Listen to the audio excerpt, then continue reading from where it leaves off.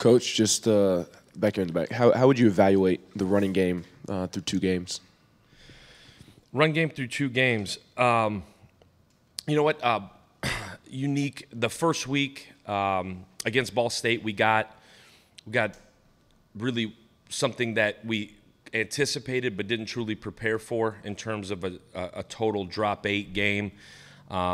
And I thought we ran the ball pretty well. We got a bunch of guys in. I think we played 5 running backs in that game and ran it pretty well, minus the turnover on the fumble. This last week, we knew exactly what kind of game it was going to be in terms of what Pitt is defensively, how they're built. You knew it was going to be tough sledding running the ball. We also knew that the quarterback run game was going to be our best run game in terms of being able to actually hat everybody up and forcibly run the ball. How they're built, how Pitt's built, and really, really sound, but they're going to force you to throw the football. So I think for what was presented, which is what we prepared for, I think we ran the ball okay. Again, we put a ball on the ground in short yardage. That's 2 weeks in a row. That's beyond disappointing and really in a lot of ways unacceptable.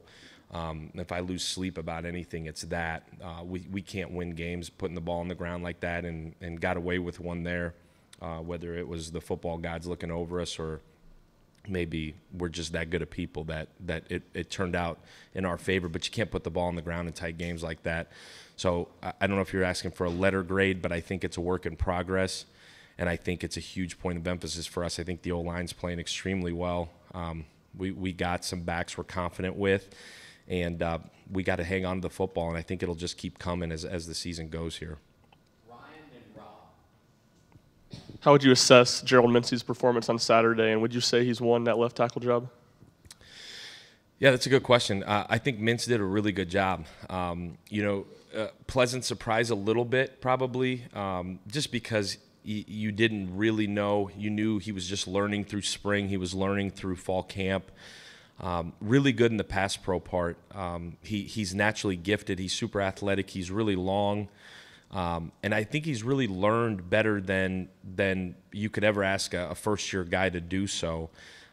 But really pleasantly surprised and honestly needed it to happen in terms of him or JJ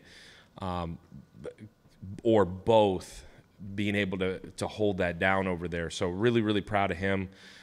They're going to keep competing just like at every other spot. That's not a coach cliche answer either. How you practice is how you play. Those guys got to continue to practice their tails off. And through 2 weeks, he's done a really good job. Coach, at wideout, you really shrunk things down as far as the rotation on Saturday. Is that ongoing? Is that still open? Is there still opportunity for seven guys to catch passes this week like they did in the opener? Yeah, I think in the same question. I think how guys practice again, and this is not a coach answer. I guess I am a coach, so it's me answering. But it's you're going to play the guys at the current moment situationally that give you the best opportunity to win. That's our job. That game was so unique in how we knew we would get defended. You knew that you were going to have to go win the game on the outside. There wasn't going to be a whole lot in there in terms of running the football down to down. For 8 years, Pitt has not been able – people have not been able to line up and run the football on them. And so for us, and our best chance to win was going to be on the outside in a lot of ways. We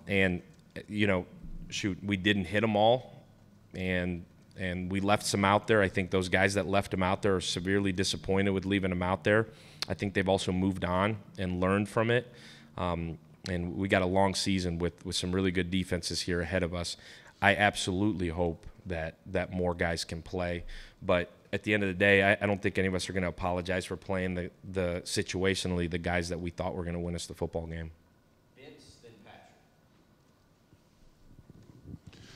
Alex, Cedric Tillman afterwards kind of joked, hey, with his touchdown in overtime, big-time players make big-time plays in big-time moments. Do you like that kind and he said he was joking, but do you like that kind of swagger and presence that seemingly your players have with the confidence and what you guys are doing offensively? Absolutely. I I think they should have a swagger, and they should have a confidence. You earn the right to be confident. I think Cedric continues week to week to prepare like that, and he has earned the right to be confident. There's a bunch of guys in that room that have earned the right to be confident. I don't necessarily want us to be arrogant about it, but there's a standard from the day we got here and to the day that we met back when the guys got back at the end of January. We got off the road February 8th, I think we met, and the standard here is to be the best offense in the country. But we can say it or we can work like it, and there's a handful of guys that have worked like it. There's a bunch of guys that are learning to work like it. Us as coaches, that's our standard to ourselves and to the players and to this program and to this place, that our standard is to be the best offense in the country. We fall short, we continue to work. We fall short, we continue to work. We have a great game, we continue to work. So for Cedric to say that, jokingly or not, shoot, I hope they believe that they're the best at their position in the entire country. We need them to believe that. He's certainly really, really good, and you can make an argument that he is the best in the country. For us, it's important that all of those guys continue to get better. And big-time players do make big-time plays in big-time games. And so he certainly did there. So did Hendon. So did the 5 guys that were blocking their tails off. And so was the guy right next to him. And so did the running back that picked up the protection. And so did the coaches that helped prepare him. So, again, I'm totally open to answering questions about that game. I think it was a really good testament to our guys just continuing to plug, because it didn't start well, but it ended on the right side of it. So for us, we harped on it Sunday, Monday. We drilled home what was bad. We drilled home what was good. And we reiterated our standard as we do every week, that we're going to work our tails off to be the best offense in the country. We got to take care of the football, and we got to be better in situational football. All things we were not good at, and it panned out at the end. So, again, credit the football gods, or just the fact that we're just really good people. Alex, you talked about being disappointed and putting the ball on the ground with Jalen having one in each game. Do you attribute that to what he went through in camp, or is it just as simple as got to hold on to football better? Yeah, I think it's the way we practice and continue to reiterate it and continue to harp on it, and pointing out when there could potentially be ball security issues, and continue to harp on it. But I'm sure it probably didn't help that he was out most of fall camp. But I believe in Jalen. We believe in Jalen. He was running his tail off at that point. Again, it can't happen. It does happen. It's not acceptable. We got to continue to coach it. And Jalen is a great player, and Jalen will continue to be a great player as he grows and he understands the importance in those situations of putting 2 hands on it, securing it, squeezing the heck out of it. Hey, Coach, obviously you want to get in the red zone, you want to score touchdowns, but how important is it to have a confidence in a guy like Chase that can get you 3 points when you need it? Yeah, it's been awesome. That kid's played a ton of football. He's super confident. Big credit goes to him for hitting there at the end. We've always had confidence in Chase. He made a ton of big-time kicks at the previous place he was at. He's phenomenal. His mindset's awesome. From high school to playing at USC, he's played in some big-time games, and I know our guys believe in him. He believes in himself. He's phenomenal. I'm wondering what, last season, I'm sure y'all never took it for granted, but you're able to start just about every game really fast and really well. And for a start to go the way that it did, on the road against a good team, is there anything you say to your guys in that case, or what's going through your head thinking like, oh, no, this is unusual? Yeah, the only thing going through my head is the next drive, and how do we get the next drive started. When we get a drive going and pick up the first down, we're generally in a good spot. Those 2 drives, along with a handful in the third quarter, were all execution. In terms of just not executing, they weren't missed assignments. They weren't guys running free and hitting the quarterback. It wasn't anything catastrophic. It was simply execution, and that that comes down to practice on Tuesday, Wednesday, Thursday, Friday, and the preparation going into that game on Saturday. And I know a year ago how it was. This is not a year ago. This is this year with a different group of guys, and it didn't start that way, but purely execution. And as you would guess, the first thing we looked at Saturday or Monday morning when we met as a unit is the execution. Why not? And there's a myriad of different reasons, but that execution part, you earn the right to be confident. You earn the right to start fast by the way you prepare Tuesday, Wednesday, Thursday, Friday, Saturday. We did not do that. And again, credit to our players and really 100% our players to continue to wipe it off and just play the next play. And I'm sure Hendon, or if you talk to the players after the game, they'll tell you that's all we ever talk about is play the next play, play the next play, play the next play.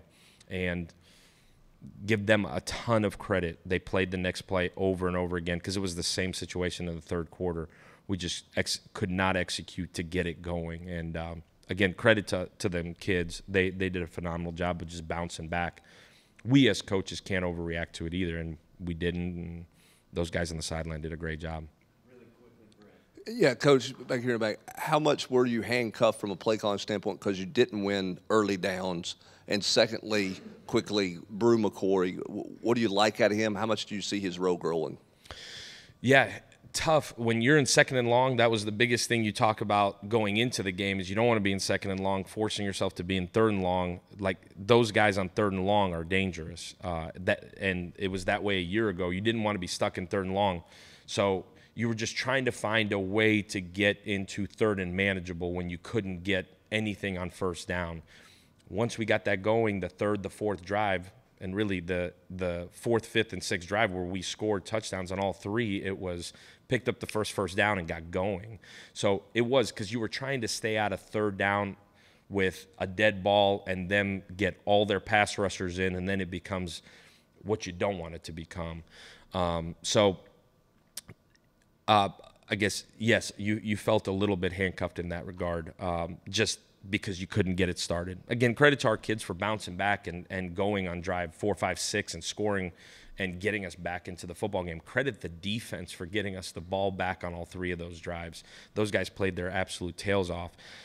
Brew McCoy, week one, got a little taste of it, felt like, man, oh man, with the ball in his hands, he's really powerful, really dynamic. Last week he showed he'd go track a ball and go get it. He's practiced that way. He's been similar to Mincy, I think probably with more videotape evidence coming in, he's been a really, really pleasant surprise. But to his credit, he works like that. Like that kid is a complete 100% worker. It's all about how he comes in, his mindset, his attitude, his effort. He is a worker, and he pulls others with him. He's been an incredible addition for us. I couldn't be more proud of him, and for him to really appreciate the opportunity to be here. He's one of the kids that's beyond grateful to be here, beyond grateful for this opportunity. He's having so much fun, and, man, we're lucky to have him here. Thank you, Coach. Thank you, guys. Go Vols.